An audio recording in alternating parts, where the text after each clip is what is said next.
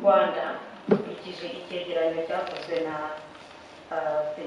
urubuga ruharanira Food and Agriculture Organization ya United Nations cyagaragaje muri uyu mwaka nubwo ari kera ko 75% by'abaturage badashobora kubona indyo yuzuye.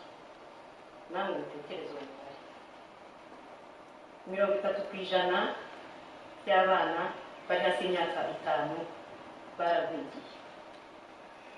Ni ibintu bibabaje cyane kubona dufite igihugu kigaragaza mu ruhando mpuzamahanga nk'igihugu cyateye imbere cyakira abanyamahanga umunsi ku wundi, ariko tukaba dufite imibare y'abana bacu bakura badafite indyo yuzuye, bakura baragwingiye.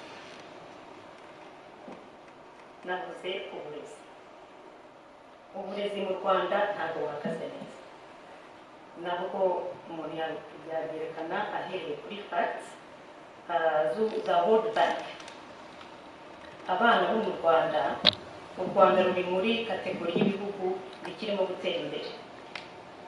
Ubu rero bakaba baragenewe ko buri mwana ugize imyaka 18 agomba kuba yarize basi imyaka 6 n'amezi 5. Ikibazo dufite mu Rwanda ni uko niyo myaka 6 n'amezi 5 umwana wo mu Rwanda atayigeza. Mu Rwanda umwana ari munsi y'iyo myaka 2 n'amezi 7. Namwe mutekereze iki? Umwana ufite imyaka 18, kandi muri izo statistique baba bashizemo n'abandi bana bari muri ya mashuri ari mu rwego rwo hejuru. Icyo ngicyo cyonyine kibaha ishusho y'umwana uri mu cyaro cy'ukuntu uburezi budahagaze neza. Icyo cyegeranyo nanone kikongera kigaragaza mu 2024 ko u Rwanda ruri inyuma cyane haba mu gusoma, mu mibare ndetse n'ubumenyi rusange.